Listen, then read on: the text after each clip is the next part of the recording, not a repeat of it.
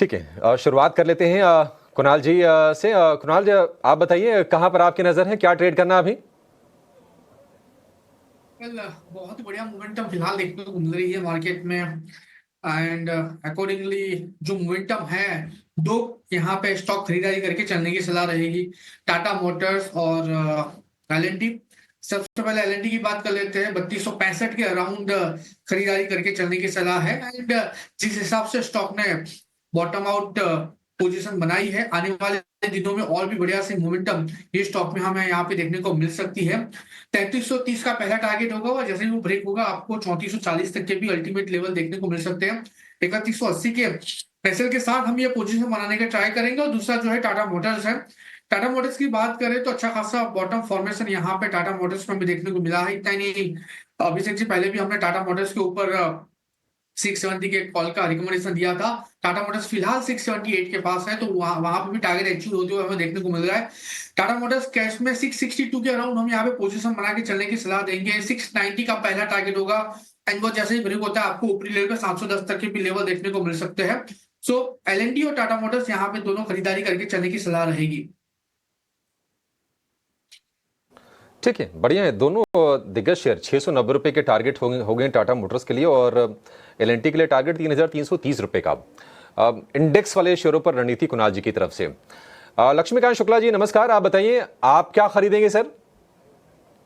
Good afternoon Abhishek ji, और सभी panelist को भी मेरा गुड आफ्टरनून जी। हमें निफ्टी मेटल्स के काउंटर में अच्छे खासे अपसाइड के मूव देखने को मिल रहे हैं। अगर हम मंथली चार्ट्स पर भी देखें तो ऑलरेडी हमें डबल बॉटम के ब्रेकआउट के बाद जो निफ्टी मेटल्स है वो अभी काफ़ी दिनों से अपने अपर लेवल्स पे ही सस्टेन कर रहा है। तो हमें लगता है कि आने वाले समय में ये तेजी बरकरार रहेगी। तो उसी में से जो हमारा पहला रिकमेंडेशन है वो है वीडीएल। वीडीएल में काफी दिनों के बाद हमें कंसोलिडेशन ब्रेकआउट देखने को मिल रहा है डेली के चार्ट्स पर। और आज इसने अपने सारे की मूविंग एवरेजेस, सिग्निफिकेंट की मूविंग एवरेजेस होते हैं, उनको रिक्लेम किया है। तो मुझे लगता है कि आने वाले समय में भी इसमें हमें कंसिस्टेंट अपसाइड मोमेंटम देखने को मिल सकता है। तो हम करंट लेवल्स पे वीडीएल को बाय करके चल सकते हैं। इसमें जो हमारे टारगेट निकल कर आ रहे हैं वो निकल कर आ रहे हैं 476 के, और हमें 446 का स्टॉप लॉस मेंटेन रखना है वीडीएल में। दूसरा जो हमारा काउंटर है वो है कोल इंडिया का। कोल इंडिया में हमें रिसेंटली एक ब्रेकआउट देखने को मिल रहा है। आज का जो कैंडल फॉर्मेशन है वहां पर बुलिश फॉर्मेशन देखने को मिल रहा है, और पिछले 3 से 4 दिनों में यहाँ पर हायर टॉप्स हायर बॉटम भी बनते हुए नजर आ रहे हैं। और आज के सत्र में इसने जो उसका प्रीवियस स्विंग हाई था 390 के लेवल का, उसके ऊपर ये आज क्लोजिंग देने वाला है। तो लगता है कि यहाँ से भी हमें अपसाइड के मोमेंटम देखने को मिल सकते हैं। और अगर हम इंडिकेटर ऑसिलेटर भी नजर डालें तो वो भी पॉजिटिव टेरिटरी में ट्रेड कर रहे हैं। तो हम कोल इंडिया को भी बाय करके चल सकते हैं। इसमें जो टारगेट निकल कर आ रहे हैं वो आ रहे हैं 412 के, और हमें 382 का स्टॉप लॉस मेंटेन रखना है कोल इंडिया में। ठीक है, पॉइंट टेकन है। और आपने अलग अलग स्टॉक सभी एक्सपर्ट्स के देख लिए, जान लिए, लिख भी लिए होंगे। एक बार स्पीड से सभी के सभी शेयर्स वापस से घुमा दो स्क्रीन पर, ताकि इसके ज़रा और नोटिस हो पाए। कुणाल परार के भी एक बार स्टॉक्स हम ले लेते हैं और उनसे भी ज़रा आप नोटिस करवाएंगे आपको स्टॉक्स। कुणाल जी, शेयर्स निकले हुए हैं ना आपके, बताइए सर। वेल सर, वही दो स्टॉक है, टाटा मोटर्स और एल&टी, खरीदारी करके चलने की सलाह दी है। एक बार लेवल वापस हमें यहाँ पे बता देता हूँ। टाटा मोटर्स बहुत ही बढ़िया फॉर्मेशन में फिलहाल है। 662 के एक्सेल के साथ खरीदारी करके चलने की सलाह है। 690 710 के दो टारगेट है। और एल&टी है 3180 के एक्सेल के साथ खरीदारी करके चलने की सलाह है। 3330 और 3440 यहाँ पे दो टारगेट है।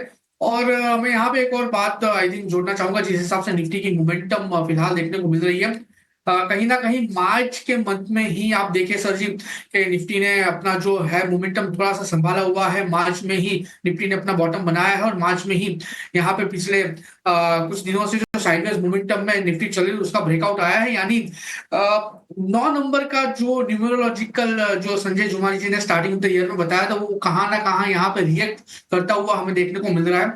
अगर ये पूरा का पूरा महीना संभल जाता है तो आने वाले दिनों में एक अच्छे खासे लेवल का एक्सपेक्टेशन हम रख सकते हैं।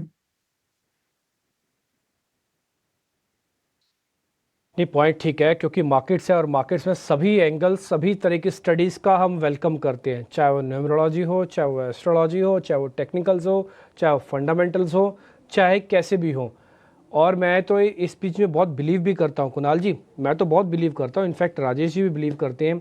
हमारे साथ एक और मेहमान जुड़े हैं, राजेश पालविया जी, और आई थिंक रुचित भी करते होंगे बिलीव, लक्ष्मीकांत शुक्ला जी बिलीव करते होंगे कि मार्केट्स में सबका रीडिंग का तरीका अलग अलग हो सकता है, लेकिन जिसका भी एनालिसिस अच्छा से रहता है, बढ़िया रहता है, उस पर वो स्टिक रहे, बैक टेस्टेड रहे ना, तो बहुत अच्छा होता है। और ये बात देखिए, अभी रुचित ने जब स्टार्ट किया ना तो उन्होंने एफ की होल्डिंग से शुरू किया, जब मैंने भी शुरू किया तो एफ की होल्डिंग से किया। तो रुचित तो मेरा कनेक्शन थोड़ा एफ वाला वेटेज ज़्यादा रखते हैं। और आपने वो मार्च वाली सीरीज़ का बात उठाया कुणाल जी, लक्ष्मी जी भी यही बात बोल रहे हैं। अब राजेश जी के पास चलते हैं, ज़रा उनसे ही उनकी कैलकुलेशन समझ लेते हैं। राजेश सर नमस्ते, thank you very much.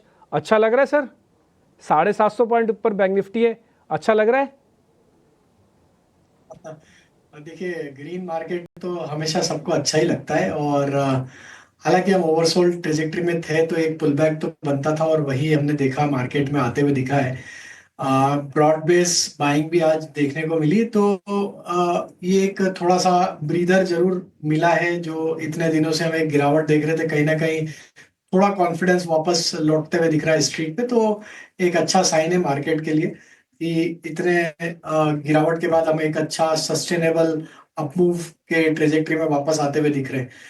20 day moving average को क्रॉस करना भी एक काफी इंपॉर्टेंट डेटा पॉइंट है, जो कि आज होते हुए दिखा है। तो अगर इसके ऊपर रहेंगे तो जरूर बाइंग और कंटिन्यू होते हुए दिखेगी मार्केट में। Moving to the stocks, 3 stock idea है।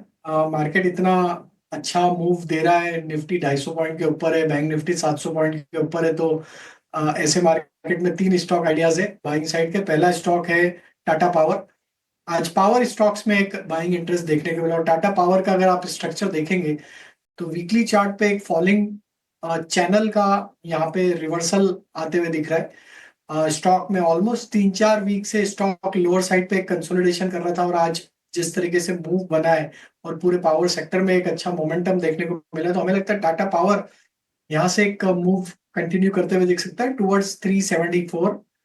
तो यहाँ पे बाय करने की सलाह विद स्टॉप लॉस ऑफ 357। दूसरा स्टॉक जो पसंद आ रहा है वो है ऑयल इंडिया का। ये स्टॉक में भी एक करेक्शन के बाद एक फॉलिंग ट्रेंड लाइन का ब्रेकआउट यहाँ पे देखने को मिला है डेली चार्ट पे।